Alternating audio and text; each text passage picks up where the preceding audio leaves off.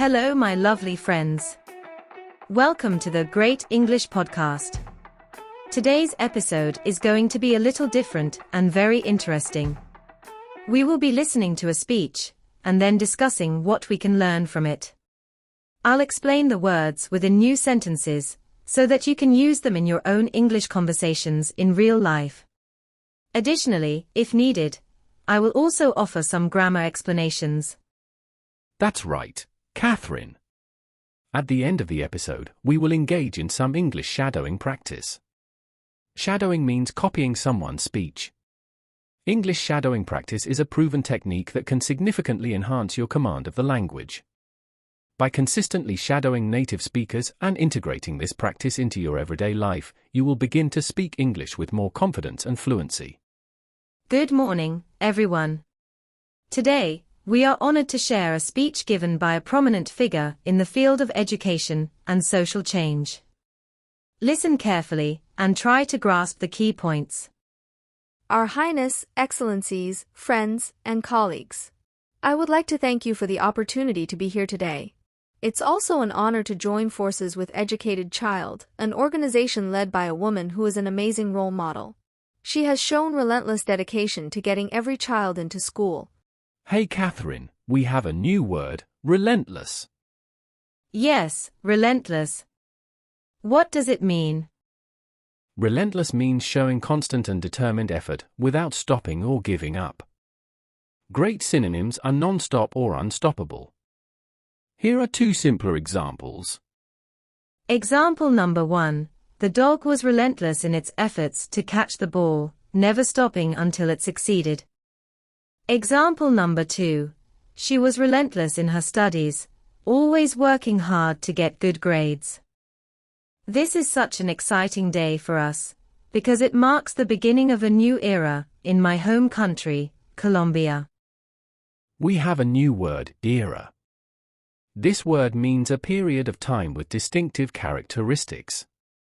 Synonyms for era include day, age, time period, year, and generation.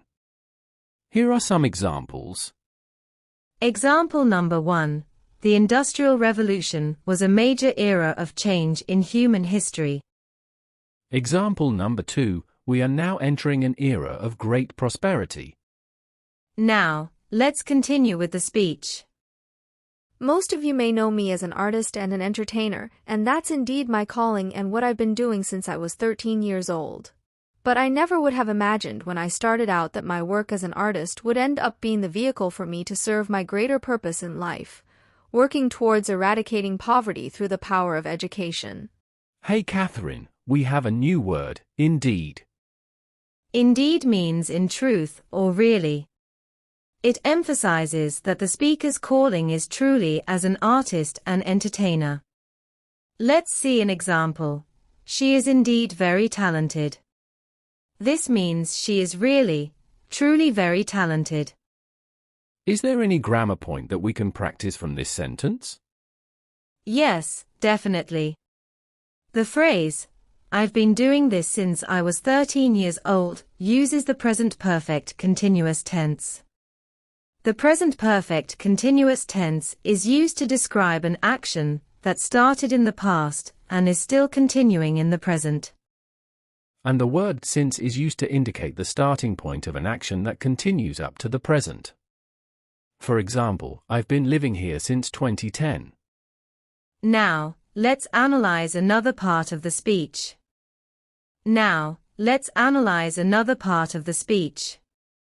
As a Colombian citizen, inequality is a concept that, sadly, one becomes very familiar with at a very young age.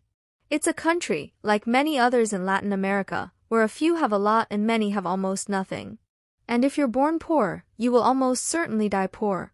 People don't have access to equal opportunities, and because of that, generation after generation lives trapped in the same vicious cycle fed by prejudice and inaction.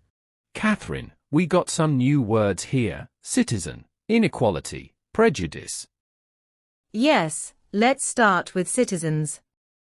A citizen is a legally recognized member of a country, entitled to rights and responsibilities such as voting, paying taxes, and following the laws of the land. An inequality means the state of not having equal opportunities and treatment among people or groups. For example, if one person has 5 apples and another person has no apples, that's an example of inequality. Prejudice means having an unfair and unreasonable opinion or feeling, especially when formed without enough thought or knowledge. Growing up in my country, when I was around 8 years old, I remember seeing kids my age who, instead of being in school, were already working in the streets, barefoot in the parks.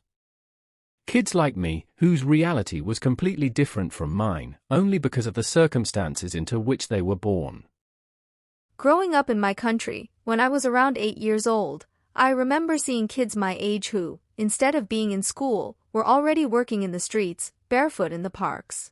Kids like me, whose reality was completely different from mine, only because of the circumstances into which they were born. We have got some new words here, barefoot and circumstances. Yes, barefoot means not wearing any shoes or socks. In the sentence, instead of being in school, they were already working in the streets, barefoot in the parks, it implies that the children were walking or playing in the park without shoes, highlighting their lack of proper footwear and possibly their economic hardship. And circumstances mean the conditions or facts affecting a situation. It means that the children's different living conditions and opportunities were due to the situations they were born into, such as their family's economic status or social environment. This concludes our listening practice. We have also learned some new words and grammar concepts. Now, let's move on to the speaking practice. As we mentioned at the beginning of the video, it's time for the English shadowing practice. Before we start, please let us know if you found the video helpful or not. Your comments are important for us to understand and improve. Let's start with some simple dialogues. I will say a line, and you can repeat after me. Hi, I am looking for this address. Hi, I am looking for this address. Can you please direct me? Can you please direct me? I greatly appreciate you spending time with me. I greatly appreciate you spending time with me. But I have to leave now. But I have to leave now. Have a great weekend. See you on Monday. Have a great weekend. See you on Monday. Are you having a good time? Are you having a good time? How about you join me for some tea in the garden? How about you join me for some tea in the garden? But I really can't stay here for long. But I really can't stay here for long. Now let's move on to some questions and answers to help you practice more effectively. That's a great idea. I'll ask a question, and you can answer it. Ready? Yes, let's go. What does the word relentless mean? Relentless means showing constant and determined effort without stopping or giving up. Can you use relentless in a sentence? Sure. The dog was relentless in its efforts to catch the ball, never stopping until it succeeded. Great. What is an era? An era is a period of time with distinctive characteristics. Can you give me an example of a sentence using era? Yes. The Industrial Revolution was a major era of change in human history. Excellent. What does prosperity mean? Prosperity means a state of being successful. And a sentence using prosperity. The country experienced a period of prosperity after implementing economic reforms. What about prejudice? What does it mean?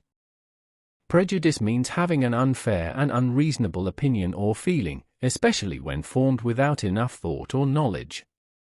Can you use prejudice in a sentence? Overcoming prejudice requires education and open-mindedness. Now let's move on to some grammar questions.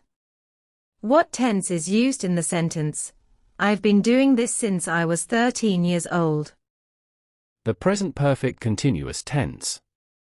What does the word since indicate in that sentence? It indicates the starting point of an action that continues up to the present. How about the sentence, if I had known about the meeting, I would have attended? What type of conditional is this? It's a third conditional sentence. Can you give me another example of a third conditional sentence? If she had studied harder, she would have passed the exam. Perfect. That's all for today's episode. Remember to practice these sentences and dialogues on your own. Repetition and practice are key to becoming fluent in English. We hope you found this episode helpful and enjoyable. If you did, please hit the like button and subscribe to our channel. And leave us a comment. We'd love to hear your thoughts and any suggestions you have for future episodes. Thank you for joining us today. Keep practicing, keep learning, and have a wonderful day. Goodbye. Take care, everyone.